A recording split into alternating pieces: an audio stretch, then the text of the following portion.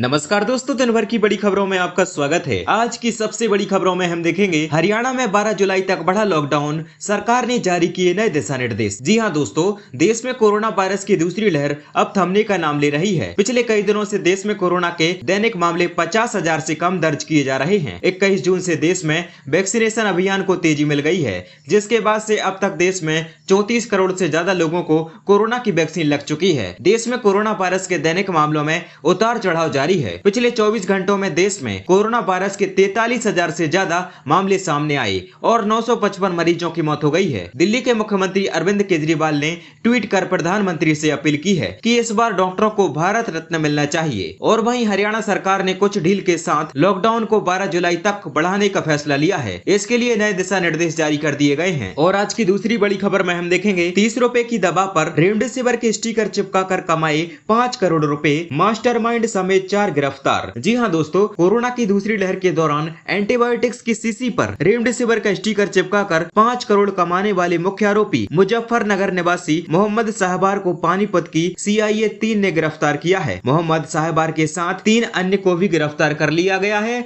इनमें से 2 उत्तर प्रदेश के सहारनपुर और एक पंजाब के मोहाली का रहने वाला है। पंजाब, हरियाणा और उत्तर प्रदेश में इंजेक्शन बेचे गए। पुलिस ने मास्टरमाइंड मोहम्मद साहबार से 48 लाख रुपए भी बरामद किए हैं। मोहम्मद साहबार फिलहाल पुलिस रिमांड में है। पानीपत पुलिस अधीक्षक शशांक कुमार साहबान ने बताया कि मोहम्मद साहबार ने हैदराबाद स्थित रेमडेसिविर बनाने वाली मूल कंपनी हेट्रोजेट को 30,000 इंजेक्शन का ऑर्डर दिया था, जो कि रिजेक्ट कर दिया गया, जिसके बाद उसने फर्जीवाड़े का प्लान बनाया। उसने पंचकुला स्थित सनबेट फार्मा कंपनी को बुखार में दी जाने वाली एंटीबायोटिक्स पिप्रोटेजो के 30,000 इंजेक्शन का ऑर्डर दिया, जिसमें से 12,000 इंजेक्शन मिले। ये इंजेक्शन मिलने के बाद इनको रात भर पानी में रखा और स्टिकर निकाल दिए, जिसके बाद हेट्रोजेट कंपनी के स्टिकर और पेपर छपवाए और एंटीबायोटिक्स इंजेक्शन पर चिपकाकर रेमडेसिविर के नाम पर बेचा। एक नकली रेमडेसिविर इंजेक्शन को 5,000 रुपए की कीमत से बेचकर 5 करोड़ कमा लिए। स्टिकर हटाने और लगाने का काम मोहाली में हुआ था। और दोस्तों, आपको बता दें कि जिन लोगों ने ये काम किया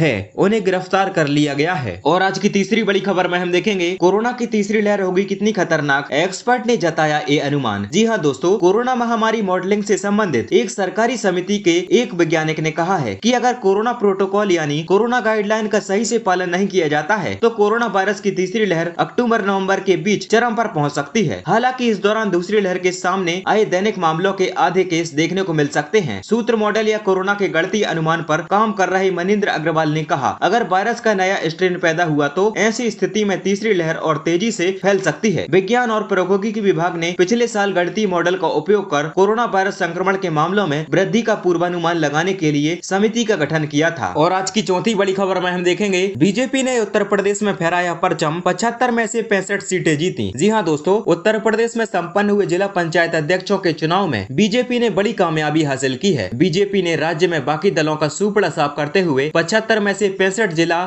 जिला पंचायत अध्यक्ष के पद जीत लिए हैं। चुनावी नतीजों के मुताबिक इन पंचायत चुनावों में बीजेपी सबसे बड़ी पार्टी बनकर उभरी है। वह 65 जिलों में अपने अध्यक्ष बनवाने में कामयाब रही है। समाजवादी पार्टी केवल 6 जिलों में ही अपनी जीत दर्ज करवा पाई है, जबकि अन्य दलों के खाते में सिर्फ 4 सीटें गई हैं। यूपी के जिला पंचायत चुनाव में बीजेपी की ऐतिहासिक जीत पर डिप्टी सीएम केशव प्रसाद मौर्य ने सभी कार्यकर्ताओं को बधाई दी है। मौर्य ने कहा कि चुनाव जीतने के लिए एसपी ने अपने सभी गुंडों और माफियाओं को मैदान में उतार दिया था, लेकिन जिला पंचायत सदस्य ने उन्हें नकार दिया है। राज्य चुनाव आयोग के मुताबिक जौनपुर में बाहुबली पूर्व सांसद धनंजय सिंह की पत्नी जिला पंचायत अध्यक्ष बन गई हैं। श्रीकला को अपना दल एस ने अंतिम समय में समर्थन दिया। वहीं गाजीपुर में जिला पंचायत अध्यक्ष के लिए भाजपा की सपना सिंह भी जीत गई हैं। सपना को कुल 47 वोट मिले और सपा की कुसुम लता को कुल 20 वोट मिले हैं। और आज की पांचवी बड़ी खबर में हम देखेंगे ट्रेनों में एसी का सफर जल्द होगा सस्ता, 3 टियर इकोनॉमी कोच में लगेगा कम किराया। जी हाँ दोस्तों, भारतीय रेलवे इस वर्ष कई मेल और एक्सप्रेस ट्रेनों में यात्रियों की सुविधा के लिए सस्ते किराए वाली इकोनॉमी एसी 3 टियर कोच लगाने की तैयारी कर रहा है। जैसे जैसे कोच तैयार होते जाएंगे वैसे वैसे ट्रेनों में लगना शुरू हो जाएंगे। रेलवे बोर्ड के अधिकारियों के अनुसार सबसे अधिक कोच इंटीग्रल कोच फैक्ट्री द्वारा तैयार किए जा रहे हैं। रेलवे मंत्रालय यात्रियों को सस्ते किराए में एसी क्लास में सफर कराने के लिए ये सब कर रहा है। इसके लिए इकोनॉमी एसी 3 टियर कोच तैयार किए जा रहे हैं। ये कोच सामान्य एसी 3 टियर कोच जैसे ही होंगे। योजना के तहत कुछ कोच तैयार कर ट्रेनों में लगने की शुरुआत हो चुकी है। अब वित्तीय वर्ष 2021-22 के लिए 806 कोच तैयार करने का लक्ष्य रखा गया है। इंटीग्रल कोच फैक्ट्री में 344, रेल कोच फैक्ट्री में 177 और मॉडर्ना कोच फैक्ट्री में 285 कोच बनाए जा रहे हैं। बोर्ड के अनुसार मार्च 2022 तक सभी कोच ट्रेनों में लगा दिए जाएंगे। इसके अलावा बोर्ड से स्वीकृत के बाद भी इकोनॉमी एसी कोच बनाए जाएंगे। और आज की छठवीं बड़ी खबर में हम देखेंगे अरविंद केजरीवाल ने पीएम नरेंद्र मोदी को लिखी चिट्ठी, कोरोना का मुकाबला करने वाले भारतीय डॉक्टर्स को भारत रत्न देने की मांग। जी हां दोस्तों, दिल्ली के मुख्यमंत्री अरविंद केजरीवाल ने प्रधानमंत्री नरेंद्र मोदी को चिट्ठी लिखकर भारतीय डॉक्टर्स, नर्सों और पैरामेडिक्स को सर्वोच्च नागरिक पुरस्कार भारत रत्न देने की मांग की है। केजरीवाल ने कहा है कि इन लोगों ने कोरोना महामारी के दौरान लोगों की सेवा की है, इसके लिए उन्हें शुक्रिया कहने का यह सबसे अच्छा तरीका है। साथ ही यह मेडिकल फील्ड से जुड़े लोगों के लिए सच्ची श्रद्धांजलि होगी जिन्होंने अपनी जान गंवाई है। केजरीवाल ने ट्वीट किया, इस वर्ष भारतीय चिकित्सक को भारत रत्न मिलना चाहिए। भारतीय चिकित्सक का मतलब सभी चिकित्सक, नर्स और पैरामेडिक्स हैं। शहीद हुए चिकित्सकों को यह सच्ची श्रद्धांजलि होगी। अपनी जान और परिवार की चिंता किए बिना सेवा करने वाली ये सम्मान होगा। पूरा देश इससे खुश होगा। भारतीय चिकित्सा संघ द्वारा जून में मुहैया कराए गए आंकड़ों के मुताबिक दूसरी लहर में 730 डॉक्टर्स की मौत हुई है। इसमें से सबसे ज्यादा बिहार में 115 डॉक्टरों की मौत हुई है। दिल्ली में 109 डॉक्टर्स की मौत हुई है। उत्तर प्रदेश में 80,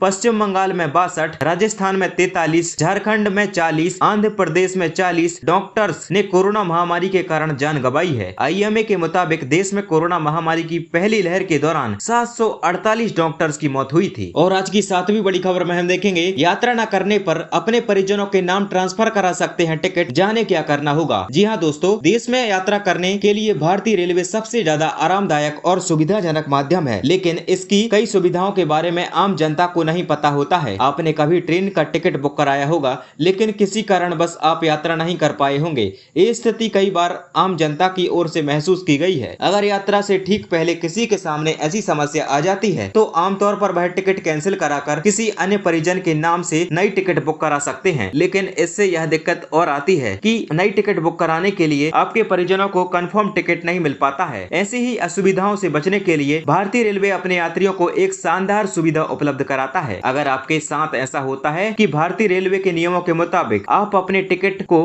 अपने किसी परिजन के नाम पर ट्रांसफर करा सकते हैं। इसके लिए आपको प्रस्थान से 24 घंटे में पहले नजदीकी रेलवे रिजर्वेशन काउंटर पर जाना होगा और सभी जानकारी देना होगा।